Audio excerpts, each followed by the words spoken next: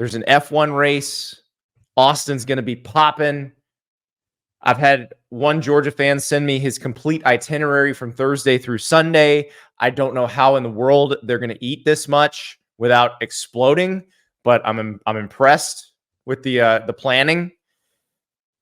This game's going to be incredible.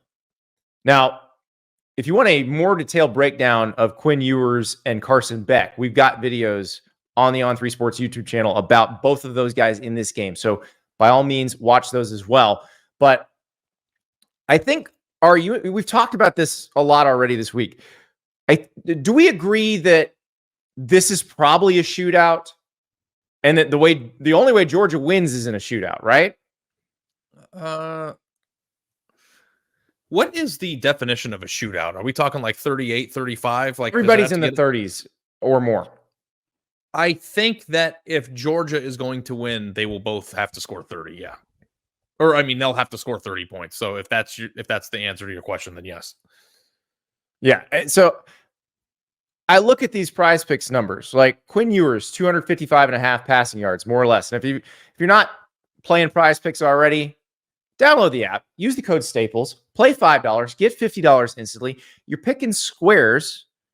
So basically, you've got a player, statistical category. You decide if they're going to do more or less. You pick at least 2 squares. The more squares you pick, the higher the potential payout. For Quinn Ewers in the Georgia game, the square is 255.5 passing yards, more or less.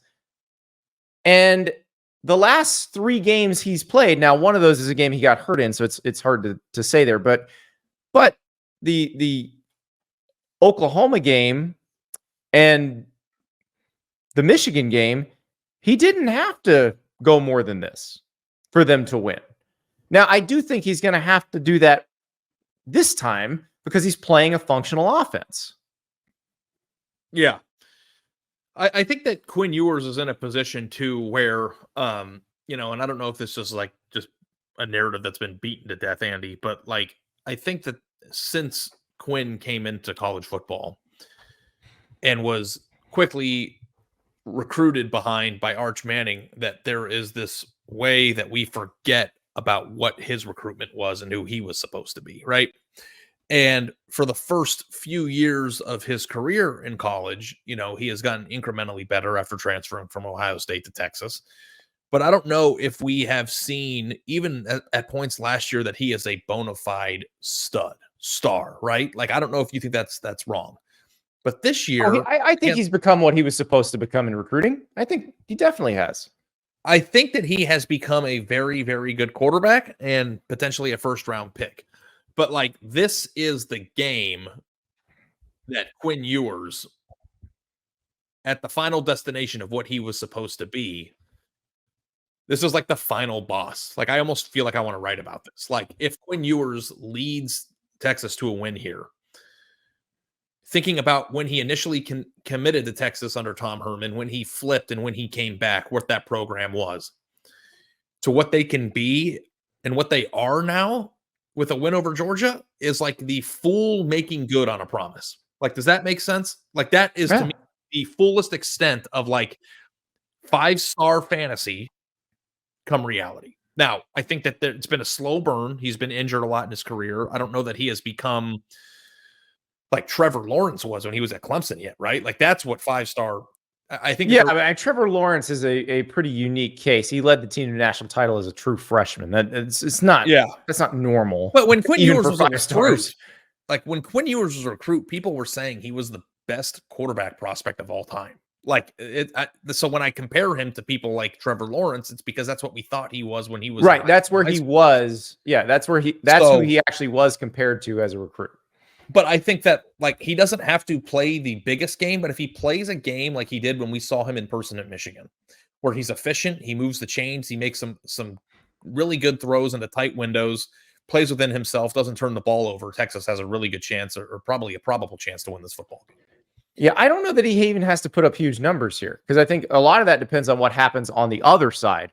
Now, Carson Beck is an interesting case here, because like, you go back to that Kentucky game, he only throws for 160 yards.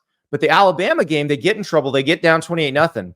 He throws for 439 and leading them back. And if not for that incredible Ryan Williams catch along the right sideline, Georgia maybe wins that game. So he's got 2 400-yard games this year, including last week against Mississippi State and of course, the Alabama game. So, like, we've seen him do this against a defense in Alabama that has the same athletic profile as the Texas defense, the same level of athlete as the Texas defense. So it's possible. So Carson Beck's passing yardage number is 265.5. If you want to go real wild and add in his, see if he can run for 5 yards and not take any sacks, you can go for the passing plus rushing yardage number of 270.5. But the 265.5, he's got to go more than this if Georgia's going to win this game. I just think Texas is going to be able to score too much on the other end. This can't be your typical Georgia boa constrictor game like that. I don't think they can win that way. I think they have to go win in a shootout. Now, here's the thing about Georgia. They've shown over the past 3 years that they can win games multiple ways. What do I always talk about? If you want to compete for national titles, you've got to be able to win games multiple ways. Ari, I think Georgia can do that. Yeah, it's also, too, like, I wrote a column after Georgia's loss to Alabama that I felt more confident in their ability to win the national title than I did before the game. And I think people were kind of caught off guard by that. But the reason why I thought that, Andy, is because first of all, I never would have thought in a million years that Georgia was built to play from behind right now. And that might have been softer coverage or second half trying to get out of the game for Alabama or just a mixture of a bunch of things. But they proved that they could put up points with explosive plays in the passing game repeatedly in that situation. And I was uncertain that they could do that in any situation against anybody, right? Like, we didn't know who their receivers were going to be or the guy who was going to step up. And multiple people made amazing plays down the stretch of that game. And Carson Beck threw for 476 yards, right? Like almost 500 yards in that game. If he can throw for 350 in this game, I think Georgia's going to win. Yeah, I'm looking at some interesting PrizePicks squares. The one I was most intrigued by is Gunnar Helm, the Texas tight end, 32.5 receiving yards, more or less. There's also a demon square for Gunnar Helm, and the demon square is a higher potential payout of 0.5 rushing and receiving TDs. Now, Gunnar Helm has scored touchdowns in the Michigan game and in the Oklahoma game. So that's good. It seems to show up in the big ones.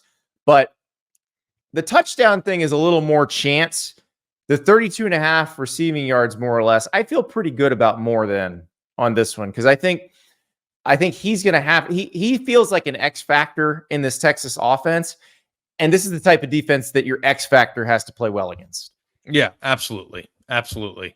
And, the hardest thing with Texas, and part of the reason why I feel comfortable with Quinn Ewers passing more than, is because they have a slew of options. And sometimes it's hard in games like this to pick which ones it's going to be.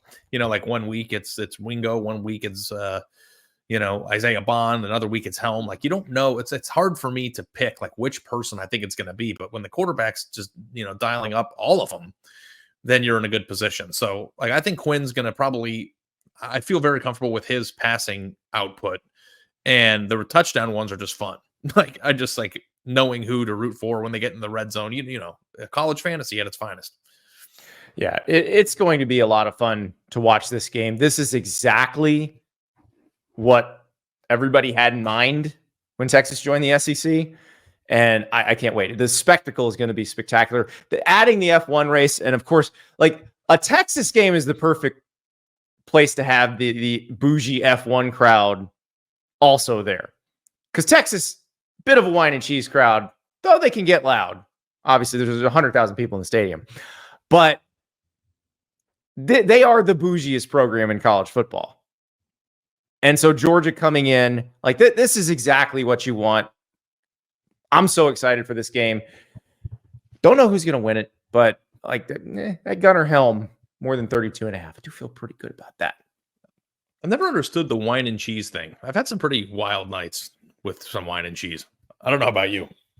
If you replace the wine with whiskey, the night gets wilder. That's pretty much it. I think the drunkest I've ever been in my life was off of wine once. Well, the worst hangovers are wine and champagne for sure. The There's no tequila or you get the right wine that kind of feels like grape juice, and the big fella's getting after it.